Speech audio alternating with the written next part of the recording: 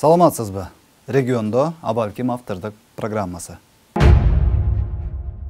Бул аптада УКМК башчысынын маалымат жыйынында айтылган маалыматтар кыргыз элинде эң көп талкууланып жаткан сөздөрдөн болуп турат. Анткени атайын кызматтын төрагасы Камчыбек Ташиев эл ичинде ондогон жылдардан бери айтылып, бирок эч ким чечкиндүү чара көрө албай жаткан маселелерди козгоп, аларга чара көрүү үчүн жеке өзүнүн көзөмөлү астында активдүү иш алып барылып жатканын ачыктады. Мисалы, соттор боюнча УКМК жүргүзүп жаткан иштер кыргыз элибиздин толук бойдон мүдөөсүнүн аткарылып баштаганын көрсөттү деп туш тараптан ыраазы болуп, колдоп жаткандар миллиондоп саналат. Эми мындан ары Кыргызстанда сотмун дегендердин ар биринин мүлкү ал көрсөткөн декларацияга карап тыкыр текшерилет. Аялына, балдызына, кайнысына же инисине, жакын досуна же башка бир тууганына каттап койгон миллиондогон сомдук, балким долларлык мүлктөрүн кайдан алганын, кайсыл жол менен ушундай байлыкка ээ болуп калганын эми Камчыбек Ташиев бирме-бир тактап сурап чыгат. Эгер сиз менен бизге окшогон карапайым калктан пара катары алып, соттугунан пайдаланып байыган болсо, демек аны аеосуз жоопкерчилик күтүп турат. Буга чейин мыйзам үстүндө жыргап жашап келген сотторубуз эми мыйзам астына түшүп, жарандардын тагдыры менен ойногонду токтотуудан башка аргасы жок. Адилетсиздик менен билген ашын жеп келген соттордун өздөрү эми ошол түрмөлөрдү толтуруп, жегендерин кайра кайтарып берүүдөн башка айласы жок. Сотторду биз кантип текшеребиз? Соттор мына айрыкча жогорку соттун соттору, мына бул ошол соттор, жогорку сот 35 сот бар экен, баары 570 жиптерде жүрүшөт, мерседестерди минип жүрүшөт, Гелендвагендерди минип жүрүшөт. Biz ушинтип сотторго айтып атсак, кече бир сот 2 күн алдын үй бүлөсүн алып алып Дубайга дем алган учуп кетиптир. Бул эмне деген акмакчылык? Сот, жогорку соттун бир судьясы учуп кетиптир. Кече мен ал сотко уже териштирүүнү дайындадым. Териштирүү башташты ал сот боюнча. Ошол бул жерде ошол Дубайга учуп барган эле 4 адам учуп барган эле. Учуп келген эле дем алып келген эсептесек эле 15-20 миң доллар акча болот экен. Сот ал акчаны кайдан алды? Соттун бир кийген шубасы 5 миң доллар турат. Сапогу 1000 доллар турат. Минген машинеси 100 миң доллар турат. Жашаган үйү миллион доллар турат. Андан сырткары мына шаарда квартираларды алып, мына кечеги кармаган сотубуздун 20 квартирасы бар экен. Бул эмне деген акмакчылык? Демек, биз буларды тартипке келтирмейинче коомубуз оңолбойт. Коом оңолбойт. Бардык соттордо ар бир сотту карап чыгабыз. Согласно декларация. Декларация эмне жазылган? Ошо менен жашайт. Декларация жазылганбы? Баягы ВАЗ-2106 деп жазып коюшат. Ошону минет. Эч кандай жип минбейт. Судья. Так, декларация жазылганбы? Панельный дом, двухкомнатной хрущевке. В этой хрущевке будет жить он. Это судья. Никаких-то хоромах он не будет жить, который стоит миллионы долларов. Этого я обеспечиваю. Это обеспечу, почему? Потому что нам нужна социальная справедливость. Ошол соттордо эле айлыкка иштеген мугалимдер же дарыгерлер неге андай байып кетишпейт? Буга чейин карапайым элибизде дал ушул сотторго карата арыздануулар, даттануулар дээрлик күн сайын айтылып келген. Бирок эч ким ал чыркыраган элди уккан да эмес, көңүл да буруп койбоду. Укса эскертүү беримиш болуп, кызматын башка жерге котормуш болуп, соттук реформа кылабыз, адилеттүүлүктү орнотобуз деп миллиондорду коротуп, эптеп, элди алаксытып келбедиби?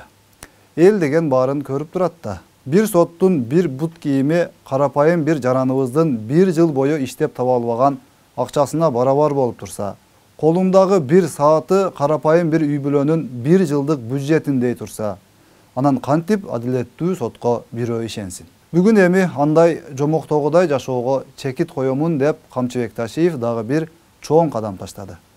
Ал эмес жогорку соттун төрагасын дагы жакын арада жоопко тартамын деп ачык айтты. Демек, калган район шаарлардагы соттордун бүгүн түн уйкусу бузулуп, ондогон жылдардан бери эч эле тоюн албай, өзү тойсо дагы көзү тойбой, сугунуп, арам жол менен топтогон акчаларынын эсебин кантип беремейин деп жүрөктөрү эзилип турган учур келди. Дагы бир маселе бул Жогорку Кеңештин депутаттарынын дал ушул соттордон ашса ашкан, бирок кем калбаган түшүнүксүз жолдор менен тез арада пайда болуп келген байлыктары тууралуу. Камчыбек Кыдыршаевич эми ар бир депутаттын да мүлкүн текшерип, декларацияда көрсөткөн байлыгы менен гана жашоосу керектигин эскертти. Бир депутатты кармап, кайсыл бир жылдары жасаган кылмышы үчүн жоопко тартып, мамлекетке келтирген зыянын төлөтүп жатканын да ачык айтты. Демек эми урматтуу депутаттарыбыз да элдин жонунан кайыштырылган кадамдары үчүн толугу менен жооп берет. Элге келтирген зыяндарын толугу менен кайра кайтарып берет деп ишенебиз. Депутаттар менен соттор гана текшерилип, калганы жыргап жүрө берет экен да деп ойлобоңуз. УКМК төрагасы ар бир мамлекеттик кызматкердин, ар бир чиновниктин үстүнөн мына ушундай текшерүүлөр сөзсүз түрдө жүргүзүлөрүн баса белгиледи. Декларациясына бир эч нерсеси жок байкуштay болуп жазып алып, чындап келгенде чыныгы миллионердин жашоосунда жүргөн, эл арасында айтылып жүргөндөй өлүмүш болуп үйрөнгөн чиновниктердин мына ушинтип эми күнү бүткөнү калды окшойт. Мына ушинтип Кыргызстанда социалдык теңсиздик жоюлбаса, адилеттүүлүк орногосо, элибиз качан эле бай кедей болуп бөлүнүп, мамлекеттик кызматта иштеп байыгандар күн сайын байып, катардагы жарандарыбыз тетирисинче күн санап күнүмдүк тиричилигин араңдан өткөрүп калбады беле. Бул күндөр да бүтөр, бул күндөрдүн да акыры бардыр деп ичинен ызаланып жүрбөдү беле. Бүгүн эми мына ошол күн келди сыягы. Каждого из вас мы будем проверять. Поэтому я вам советую что? Я вам советую, продайте, давайте свое имущество и доход государства. Или передавайте доход государства. Или передавайте доход государства. Это буду работать я досконально. Элибиз мамлекеттик кызматка кирүү дегенди байлык топтоого жол ачуу деп түшүнүп калганы чында. Мисалы, сиз карапайым адамсыз. Эч кандай депутат да, министр да, кыскасы жогорку бийликте же жакшы бир кызматта отурган таанышыңыз же тууганыңыз жок. Бирок сиз уул кыздарыңызды маңдай териңиз менен тапкан акчаңызды коротуп, жакшы үмүт тилек менен окуткансыз. Балаңыздын диплому бар. Бирок сизде байлык же тааныш жок болгондуктан, ал уул кызыңыз эч кандай кызматка кире албай, бүгүн же Россияда эмгек мигранты болуп жүрөт, же Кыргызстанда базарда эптеп бир нерсе сатып, же такси кылып тиричилигин өткөрүп жүрөт. Жумушка кирейин десе олчойгон пара сурашат. Айласы жок, жашы дагы өтүп баратат. Көпчүлүгүнүн жашы өтүп деле кеткен болуш керек. Мурда окууга кирейин десе дагы пара сураган. Окуусун бүтүп күч органдарына кирейин десе дагы пара. Ооруканага дарыгер болуп кирейин десе дагы пара. Мектепке мугалим болуп кирейин десе дагы пара. Акимият пара, обладминистрация пара, прокуратура пара. Министрликтер сөзсүз түрдө пара. Ак үй же көк үй эч талассыз түрдө пара жана жакшы тааныш билиш. Бул чындык. Мына эми бул көрүнүштөр түп тамырынан жок болот деп үмүт кылабыз. Камчыбек Ташиев баштаган аракет дал ушул оорулуу көйгөйлөрдү биротоло жоюуга багытталганын түшүнүп турабыз. Албетте эми бул аракеттерин ишке ашыруу үчүн карапайым элибиздин колдоосу гана керек. Анткени карапайым элибиз гана Камчыбек Ташиевдин бул демилгесин колдобосо, уурдап байыган чиновниктер, баягы соттор, баягы элитамын деген депутаттар жана алардын жакындары чөйрөсү колдобошу анык. Алар тетирисинче эми Ташиевге каршы ар кандай каралоо иштерин жүргүзүшөт. Элге жаман көргөзөйүн деп болгон аракетин көрүшөт. Аларда акча көп. Ар кандай журналисттерди, баягы эле камчы менен садыр жаман деп жүргөн ушакчы саясатчыларды колдонушат. Алардын маалымат каражаттарын колдонушат. Ким эле уурулук менен топтогон байлыгынан ажырагысы келсин. Ким эле мамлекетке миллиондогон акчаларды кайра кайтарып берүүнү кааласын. Ким эле кылмышы үчүн түрмөгө олтурууну тилесин. Анан дагы бир саясатчылар үчүн маанилүү нерсе Ташиевдин бул аракеттери анын эл үчүн адилеттүүлүк орнотомун деп жасап жаткан бул иштери эл тарабынан толугу менен колдоого алынары талашсыз эмеспи. Бул албетте Камчыбек Кыдыршаевичтин кыргыз элинин алдындагы кадырынын дагы да бийик болуп көтөрүлүшүнө алып келери түшүнүктүү да. Дал мына ушул жери саясатчылардын дээрлик баарына жакпайт. Antkeni alardın jö jomokторун эч ким укпай калат. Эч ким алардын куру сөздөрүнө маани да бербей, колдоп, кубаттабай да калат. Ошон үчүн алар эми Камчыбек Ташиевке болушунча бут тосууга киришет. Ал үчүн биринчи кезекте кыргыз элим үчүн өмүрүбүз өткөнчө бир болуп, дос болуп кызмат кылабыз деп антташкан Ташиев менен Жапаровдун ортосуна бүлүк салуу керек болот. Бул аракетин алар эбак эле башташкан. Эл арасына ушактарды таратып, Ташиев менен Жапаров урушуп кетиптир, антип кетиптир, мынтип кетиптир деп баягы үйрөнгөн ушакчы катындардын тактикасын колдонуп жүрүшөт. Бирок эки дос бул сыяктуу сөздөргө так жана түшүнүктүү кылып жообун беришти.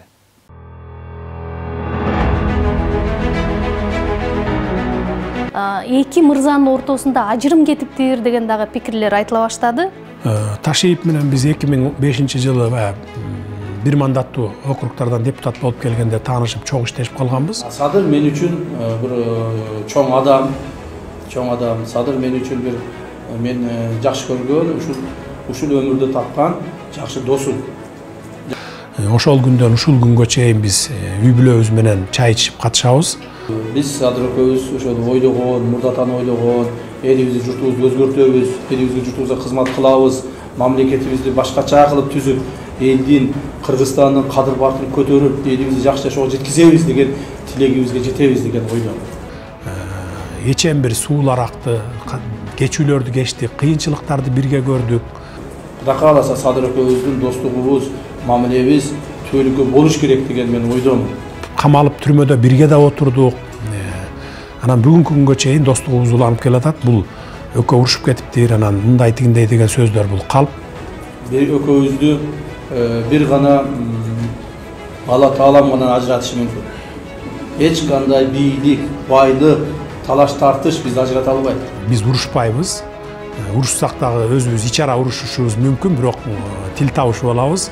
Анан баягыдай чагымчылар чыгып алып, Садыр менен Камчы урушуп атыптыр. Садыр менен Камчы андай сөз кылып атыптыр, андай жок.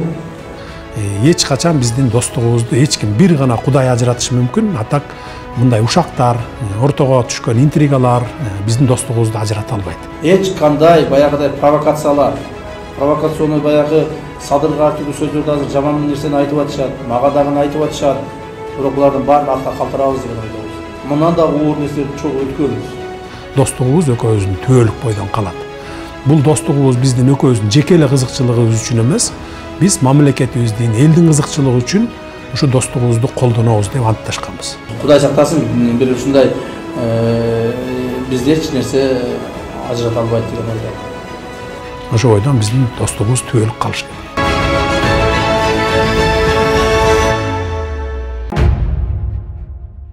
Ташиев менен Жапаровду уруштургандан, экөөнү эки жака бөлгөндөн ким утушу мүмкүн деген суроонун айланасында ойлонуп көрсөңүз, бир жыйынтыкка келесиз. Бул эки досту ажыратуу менен баягы эле 30 жылдан бери Кыргызстанды бийлеп келген, элдин башын айлантып, мите курттай болуп канын соруп келген саясатчылар гана утат. Алар кайра өздөрүнүн саясий оюндарын улантуу үчүн биринчи кезекте эки досту бөлүү алар үчүн абадай, суудай зарыл болуп турат. Аларга ушул керек. Бир амалдап Ташиев менен Жапаровду уруштуруп, бөлүп алышса, алардын жеңишке жеткени ошол. Алардын максаты ошондо орундалат. Анткени бүгүн Ташиев менен Жапаровду калктын калың катмары колдоп, алар үчүн бүт баарына даяр болуп, ишенип, үмүт артып турушат. Алардын мындай колдоосу эгемендүү Кыргызстандын тарыхында биринчи жолу болуп жатканын да талдоочулар айтып жүрүшпөйбү. Мындай шарт албетте Кудайдын буйругу, эки лидердин күчү жана эрки менен, элдин алдындагы кадыр-баркы менен пайда болду да. Демек, ушак айыңдарга, саясий оюнчулардын айла-амалдарына алдырбастан, кыргыз элибиздин жашоосун жакшыртуу, адилеттүүлүктү орнотуу, кыргыз коомун уюшкан кылмыштуу топтордун басымынан, жемкорлуктан жана туруксуздук кыламын деген жеке максаттарын көздөгөн саясатчылардан тазалоо жагы бүгүнкү күндүн негизги талабы. Сүйлөгөндөр сүйлөй берет. Анткени алар сүйлөштү гана билишет.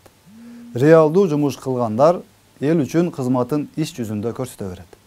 Анткени алар сөздөн ишке өтүү зарыл экенин так билет.